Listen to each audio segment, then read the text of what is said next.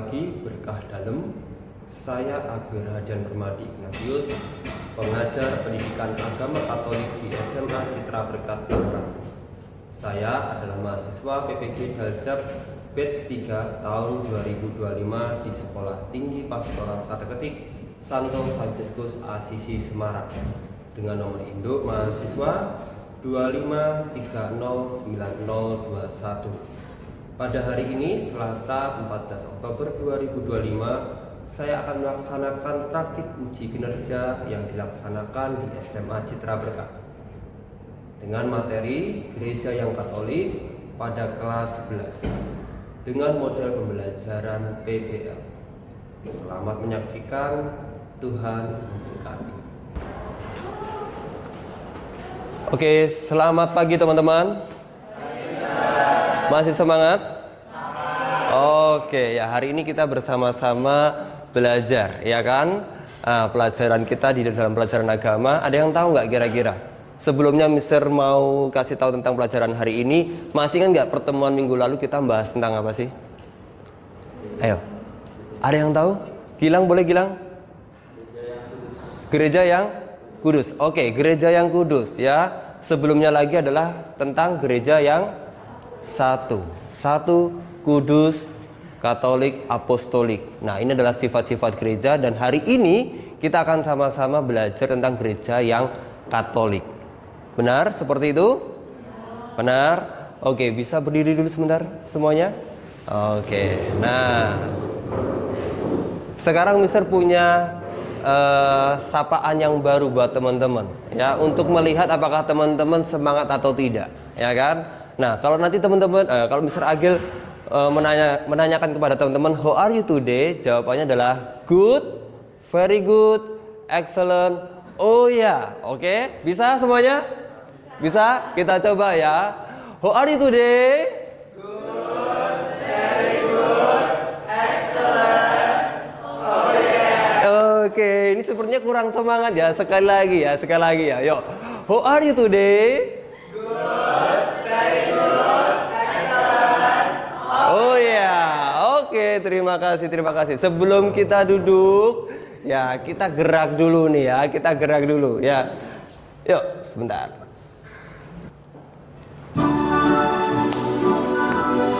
Boleh bergerak ya, yuk. Ikutin gerakannya. Hari sekolah minggu, tim nomor 1. Jangan lupa belajar. Tuhan Yesus sahabatku, aku Anak Katolik di sekolah minggu, garis tim nomor 1. Tidak lupa belajar, bermain bersama teman. Tuhan Yesus sahabatku. Ekaristi, baca kitab suci, tiap hari stay happy. Ikut Ekaristi, baca kitab suci, tiap hari makin happy. Boleh tepuk tangan, yuk. Oke, yuk mari kita awali dengan doa. Salah satu bisa pimpin doa? Oke, Tanaka, silakan Tanaka. Teman-teman, mari kita berdoa. Bapa dan Putra dan Roh Kudus, amin. Tuhan, terima kasih atas pagi hari ini. Sekarang kami akan belajar pelajaran agama. Semoga Engkau berkati kami semua Tuhan, dan semoga apa yang kami dapat hari ini bisa kami terapkan dalam kehidupan kami masing-masing. Kemudian kepada Bapa dan Putra dan Roh Kudus, Seperti pada permulaan, sekarang selalu sepanjang segala abad, amin. Dalam nama Bapa dan Putra dan Roh Kudus, amin. Oke, terima kasih Tanaka. Ya, silakan duduk teman-teman semuanya. Oke, sebelum kita masuk ke pembelajaran kita hari ini tentang gereja yang Katolik, Mister ingin mendapatkan pemahaman dari teman-teman. Silakan gunakan HP kalian untuk scan barcode yang ada di layar ini, ya. Oke. Mari kita lihat apa yang sudah teman-teman jawab di sini. Yang pertama, ada pertanyaan, saya menjelaskan arti makna Katolik dalam konsep sifat gereja, ya. Beberapa di sini sudah menyampaikan sudah paham, ya, dan ada yang belum. Oke, sebelum lebih lanjut lagi, hari ini lengkap ya, kita semua yang hadir ya. Bener ya? Oke. Kalau berdasarkan yang Mister ketahui, kita ada 12 orang. Bener ya? Ya, ternyata hampir semuanya teman-teman secara sekilas bisa memahami ya.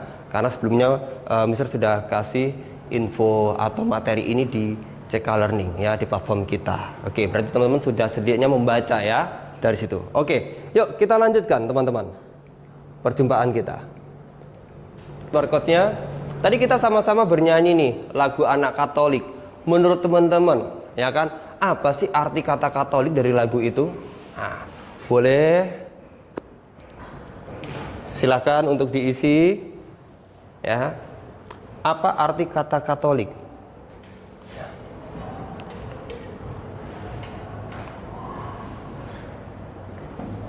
Apa arti kata Katolik di situ?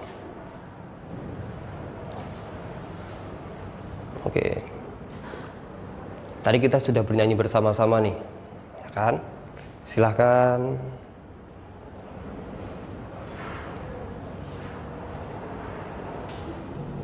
Oke, beberapa pertanyaan, beberapa jawaban dari kalian adalah ini: terbuka, universal, suci dan terbuka. Oh, suci, suci. Ah, ada yang menjawab suci di sini ya. Oke, yo, nggak apa-apa. Nanti kita akan ulas lah ya. Terbuka untuk semua orang, percaya pada Tuhan, beriman. Oke, hampir semuanya yang paling banyak adalah terbuka dan universal. Ini arti kata Katolik menurut lagu yang tadi kita dengarkan bersama-sama. Oke, pertanyaan berikutnya ya. Pertanyaan berikutnya, menurut kalian mengapa gereja disebut Katolik? Yang artinya universal. Ternyata arti Katolik itu adalah universal, teman-teman. Ya kan? Oke. Yuk, boleh diisi dulu? Silakan diisi. Silakan diisi. Oke. Mungkin ada yang mau langsung menjawab secara langsung? Boleh. Mengapa gereja Katolik disebut? Mengapa gereja disebut Katolik yang artinya universal? Mau menerima perbedaan. Ya. Bisa menyesuaikan dengan budaya yang ada di daerah. Oh, ini ada jawaban yang baru nih, menyesuaikan dengan budaya. Ya, menyesuaikan dengan budaya. Oke. Ada lagi? Terbuka bagi seluruh masyarakat. Oke, terima kasih. Ya. Dari jawaban teman-teman yang ada di sini, ya. Tadi yang pertama, apa arti kata Katolik? Iya, benar. Ya, terbuka atau universal. Sederhananya seperti itu. Lalu mengapa gereja itu disebut Katolik? Oke, jawaban dari teman-teman boleh bisa simpulkan ini jawaban yang benar, teman-teman. Ya kan? Kali ini tujuan pembelajaran kita adalah ini, yaitu memahami sifat gereja Katolik. Salah satu sifat dari gereja, satu kudus Katolik Apostolik. Hari ini kita khusus memahami bagaimana sifat gereja Katolik itu dan bagaimana kita memahami perwujudan kekatolikan itu di dalam kehidupan kita sehari-hari. Ya. Nah, di dalam pembelajaran hari ini kita akan menggunakan model problem based learning atau PBL, di mana nanti teman-teman Mister akan memberikan satu sajian pengalaman hidup atau mungkin masalah atau kasus ya yang akan kita gali bersama-sama. Setelah itu nanti teman-teman bersama dengan kelompok berdiskusi, mencari informasi, menggali seperti itu, dan pada akhirnya teman-teman menyusun atau menyajikan dalam sebuah karya atau nanti Mister akan sampaikan dalam bentuk slide presentasi, dan kita akan mengevaluasi bersama-sama dari hasil temuan kita. Kurang lebih seperti itu ya. Nah, kali ini ada satu video yang akan kita tonton bersama. Ada pertanyaan di situ, apa pengalaman pribadi teman-teman yang dirasakan ketika mengikuti misa yang ada dalam video ini, dan mengapa gereja Katolik mengadakan misa inkulturasi.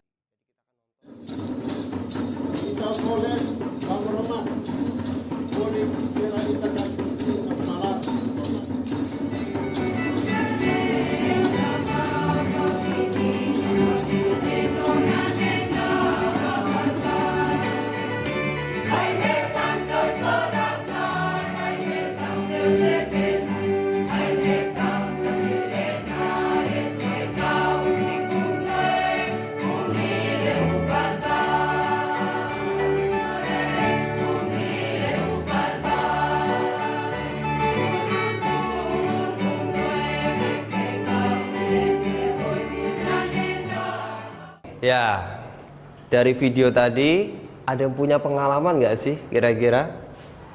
Sasa punya pengalaman? Boleh maju Sasa, boleh menceritakan pengalaman yang sama ya pastinya ya dengan itu. Oke, boleh cerita, silahkan. Oke teman-teman, kebetulan di gereja kita di Paroki Santo Adele juga punya yang misa inkulturasi. Waktu itu aku gereja Sabtu sore, itu misa inkulturasinya dari daerah Sumatera, Batak. Jadi aku mengikuti itu, jujur perasaan aku senang, semangat mengikuti misa itu karena itu benar-benar pengalaman pertama aku dan menarik juga ada misa daerah kayak gitu. Mengapa sih gereja Katolik mengadakan misa itu? Karena menurut aku gereja yang memiliki sifat Katolik yang artinya universal dan mau terbuka, artinya gereja juga mau memberikan wadah dan terbuka kepada budaya-budaya yang ada di Indonesia sendiri, dan mau gereja itu mau menjadi wadah sebagai kita tuh tahu kalau ada budaya yang ada di Indonesia gitu.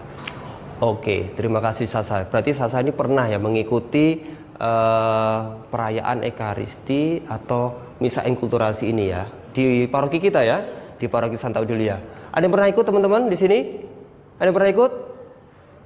Belum pernah Gilang? Gilang belum pernah? Ya, selama ini kayaknya Gilang sering pergi ke Ganjuran, saya pikir ikut misa di sana. Enggak? Oh enggak, oke ya dah. Oke, terima kasih ya Sasa ya. Oke, silakan duduk. Tepuk tangan dong buat Sasa. Oke. Ya, kalau boleh bisa simpulkan sederhananya begini ya, supaya setidaknya iman umat Katolik itu tumbuh dari budaya masing-masing, begitu ya. Kalau teman-teman perhatikan nih, pasti teman-teman pernah mungkin di rumah ya, ada kitab suci yang bahasanya bahasa Jawa. Ini tempatnya Mister nih ya, itu Mister punya nih kitab suci bahasa Jawa. Gilang ada Gilang? Ada di kampung, oke. Atau mungkin kitab suci yang berbahasa Inggris, berbahasa Indonesia, di mana kita membaca kitab suci nggak pakai bahasa resminya di sana, ya nggak? Ini salah satu bentuk bahwa gereja Katolik ini terbuka, ya. Gereja Katolik itu universal. Oke, Mister ingin melanjutkan dengan berdiskusi, teman-teman, ya. Nah, silahkan masuk dalam kelompok. Oke, Mister sudah bagi dalam kelompok. Ini kelompok yang hampir sama dengan minggu lalu, ya. Kelompok 1 ada Billy, Tiffany, Yoselin. Kelompok 2 ada Linel, Gilang, Okta. Kelompok 3 ada Michael, Jessica, Rafael. Kelompok 4 ada Sophia, Rich, dan Tere atau Sasa ya. Di meja kalian sudah ada nomor duduk, nomor mejanya.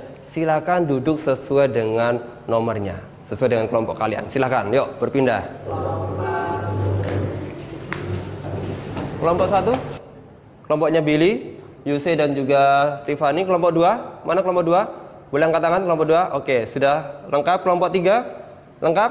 Lengkap ya. Kelompok 4? Oke, teman-teman salah satu bisa scan barcode yang ada di sini, karena di sini ada 4 barcode. Sesuaikan saja, ya, sesuaikan saja kelompok 1, kelompok 2, kelompok 3, dan kelompok 4, ya.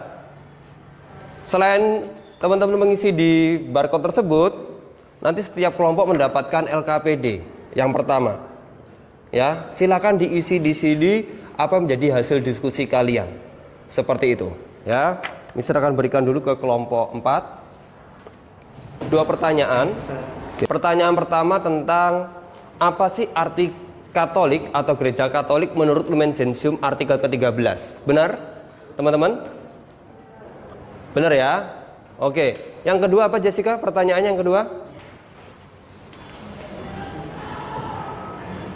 Apa makna dari kutipan Injil Matius 28 ayat 19 sampai 20? Oke, apa makna kutipan dari Matius ya, bab 28 19 sampai 20 ya, yang kaitannya dengan sifat universal gereja.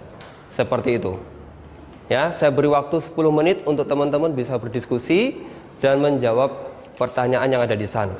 Oke.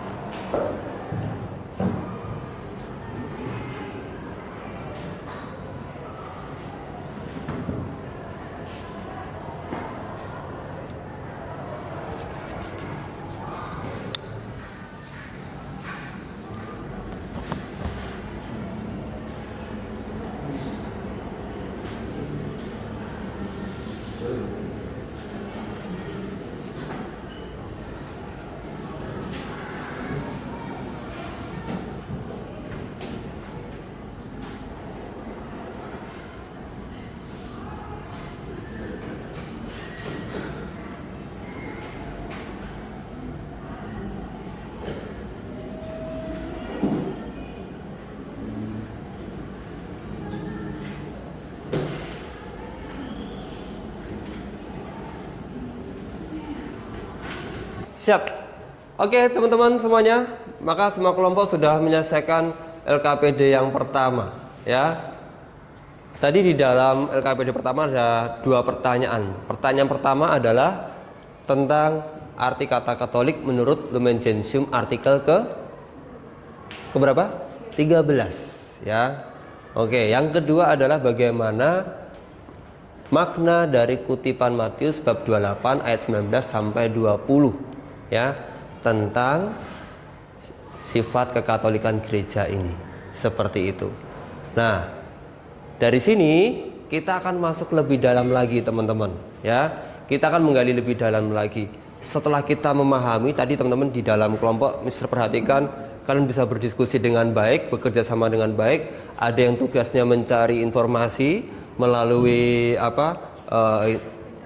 internet seperti itu. Ada yang bertugas memasukkan data di link yang sudah Mister sediakan, dan juga ada yang bertugas untuk menuliskan laporannya, begitu, ya. Nah, setelah teman-teman berdiskusi dan memahami bahwa tentang arti Katolik itu menurut Lumen Gentium dan juga menurut kutipan dari Matius, langkah selanjutnya kita akan membahas kembali, ya. Kira-kira kalau kita sudah paham tentang kekatolikan kita, arti Katolik ini, apa sih yang bisa kita wujudkan sebagai umat Katolik di dalam kehidupan sehari-hari? Ya, seperti itu. Apa yang bisa kita wujudkan diri kita, eksistensi kita sebagai orang Katolik itu seperti apa di masyarakat?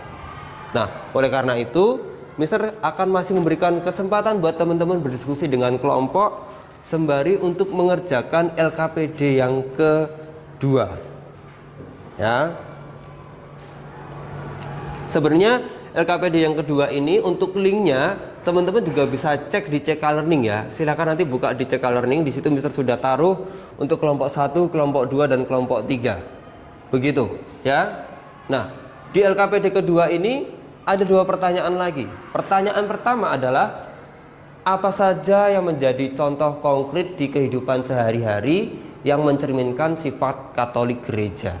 Tadi kalau di awal beberapa teman-teman sudah bisa menjawab, ya. Tadi ada teman kita Gilang menerima perbedaan, itu contohnya, ya. Berikutnya, menurut kalian tantangan apa saja yang dihadapi gereja untuk mewujudkan sifat universal itu di zaman sekarang? Karena nggak mudah, pasti ada tantangan. Benar atau enggak? Benar, ya.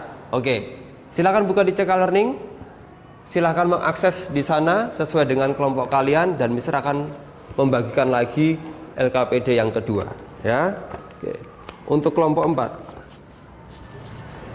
10 menit untuk berdiskusi kembali menyelesaikan LKPD yang kedua. Silakan. Jika ada yang masih bingung dengan LKPD-nya atau ingin mendapatkan penjelasan, silakan angkat tangan, Mister akan menjelaskan, ya. Begitu.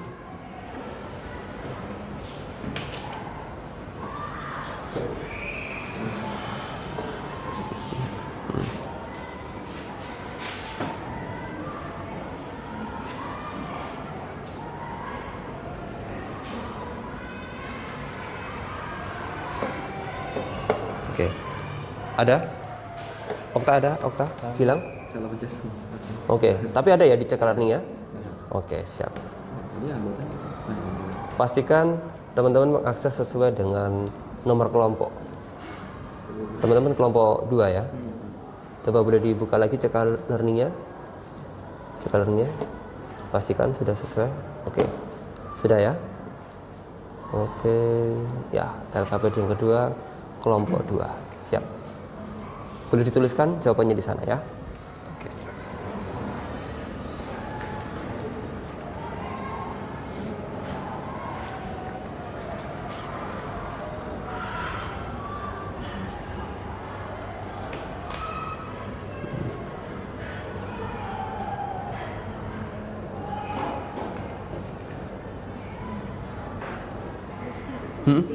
Boleh disebutin aja atau kayak harus dijelasin? Bagaimana? Ini boleh disebutin aja nggak kayak gini atau harus? Oh, nggak apa-apa, disebutkan saja. Tapi nanti. Oke, sudah habis waktunya. Bagaimana? Kelompok mana yang belum selesai? Apakah ada kelompok yang belum selesai? Yang sudah selesai boleh angkat tangan kelompoknya. Yang sudah selesai oke. Kelompok 3 sudah. Kelompok 1 oke. Kelompok 4 sudah oke. Kelompok 2 sudah. Oke. Ya. Teman-teman, teman-teman sudah menyelesaikan LKPD yang kedua. Nah, kali ini kita masuk ke tahapan berikutnya adalah penyajian. Penyajian dari hasil dari diskusi teman-teman. Ya. Nah, nanti Mister akan memberikan waktu kesempatan buat kelompok untuk menyampaikan hasil dari diskusinya. Nah, kira-kira nih, sebelum nanti biasanya kan Mister pakai ini kan spin wheel ya. Apakah ada yang bersedia untuk maju ke depan kelompoknya untuk menyampaikan hasil LKPD-nya yang pertama dan yang kedua? Oke. Kelompoknya Tanaka. Oke, boleh maju semuanya, silakan. Ya. LKDP yang pertama. Nah, pertanyaan pertama itu, apa arti gereja Katolik menurut Lumen Gentium artikel ke-13? Nah, jawaban kami adalah persekutuan umat Allah yang bersifat universal, terbuka bagi semua orang dari berbagai golongan dan budaya. Selanjutnya, pertanyaan kedua.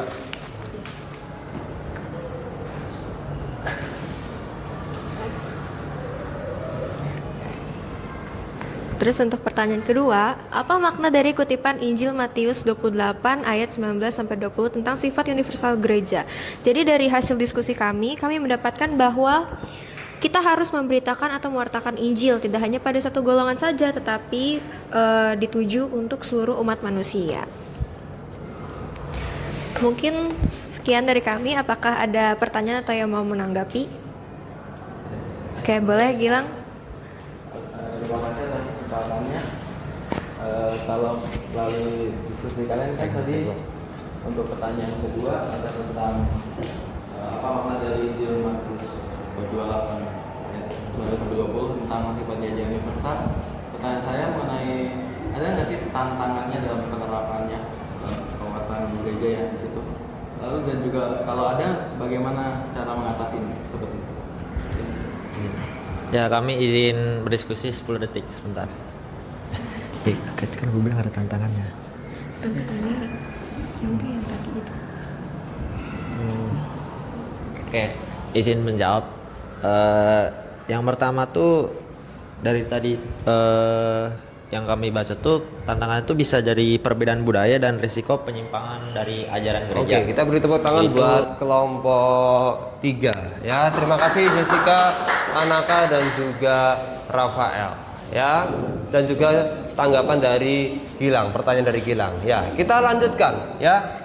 Untuk LKPD yang kedua, kita langsung saja ya. Karena kalau tadi Mister cek keliling hampir jawaban untuk LKPD yang pertama hampir semuanya jawabannya serupa ya. Kita langsung lanjut ke LKPD yang kedua. Kira-kira adakah yang bersedia? Kelompok yang bersedia untuk maju? Oke, kelompoknya Yose. Ya, silakan kelompoknya Yose boleh maju ke depan. Silakan. Mister akan bukakan untuk LKPD yang kedua. Iya. Kelompoknya Yose kelompok 1 ya, Nak ya. Sebentar. Ya. Oke, selamat pagi semuanya. Pagi. Jadi pada kesempatan kali ini kelompok kami, kelompok 1 akan menjawab pertanyaan dari LKPD 2. Nah, pertanyaan pertama akan dijawab oleh teman saya Tiffany. Jadi untuk pertanyaan 1, sebutkan apa saja contoh konkret di kehidupan sehari-hari yang mencerminkan sifat Katolik gereja. Jadi, gereja Katolik merupakan gereja yang bersifat universal, yang berarti gereja terbuka bagi semua kalangan tanpa adanya tindakan mendiskriminasi golongan tertentu. Oke, izin menambahkan untuk contoh dalam kehidupan sehari-hari seperti misalnya berteman dengan siapapun tanpa memandang ras, bangsa, dan suku dan lain sebagainya.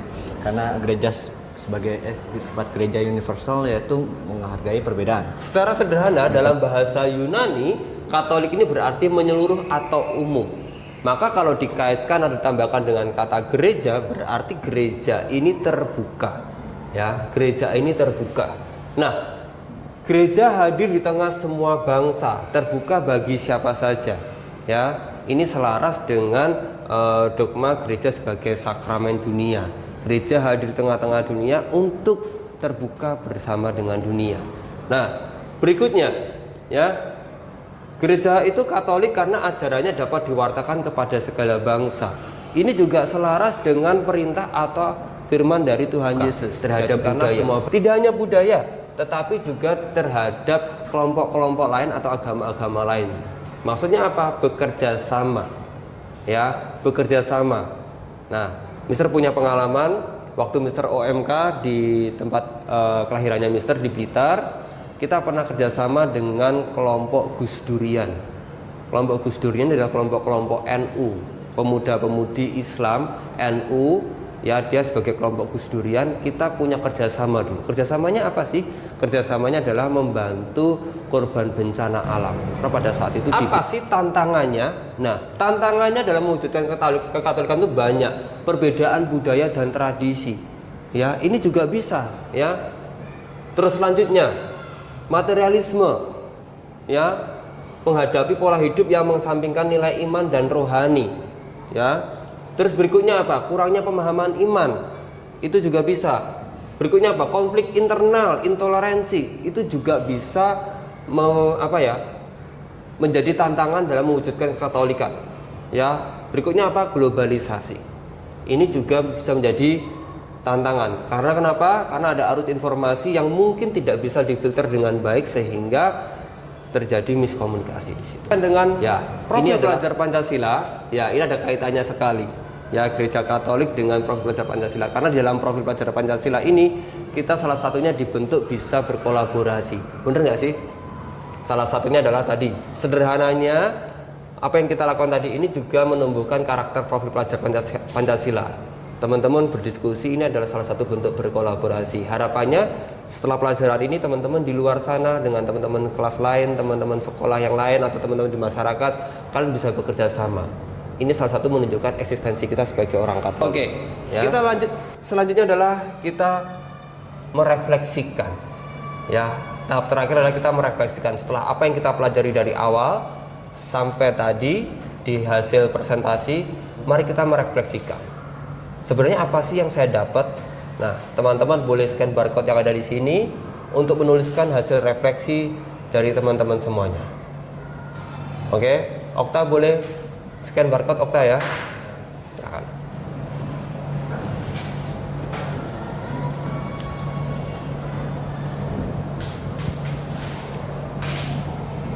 Oke.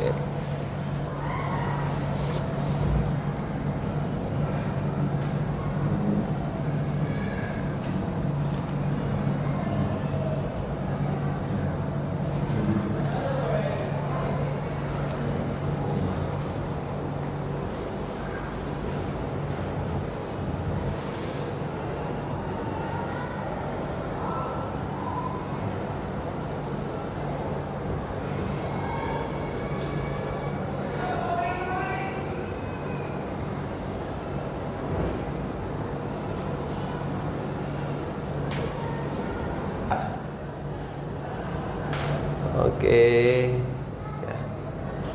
Ya, dari sini apakah ada yang mau sharing? Apakah ada? Silakan kira-kira. Boleh ke depan ya untuk men-sharingkan. Ya. Apa yang sudah Jessica dapatkan hari ini?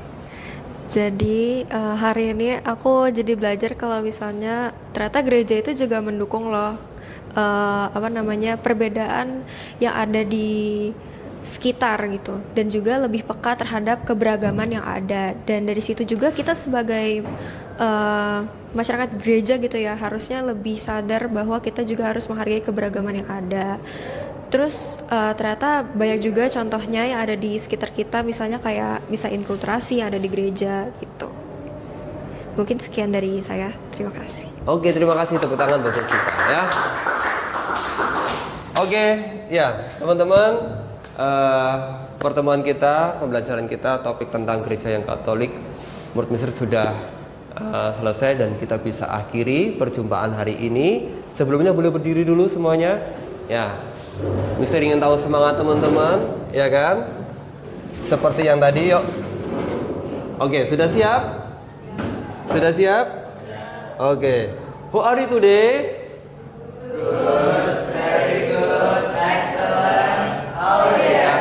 Seperti ini pertemuan kita dengan berdoa. Oke. Lina mau pimpin? Oke, silakan. Nak. Yuk. Mari teman-teman kita berdoa. Dalam nama Bapa dan Putra dan Roh Kudus. Amin. Tuhan, terima kasih atas berkat dan penyertaan-Mu selama pembelajaran tentang agama ini.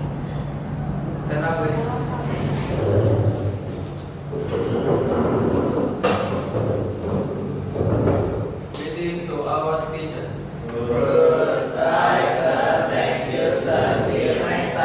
Oke, thank you. Silakan.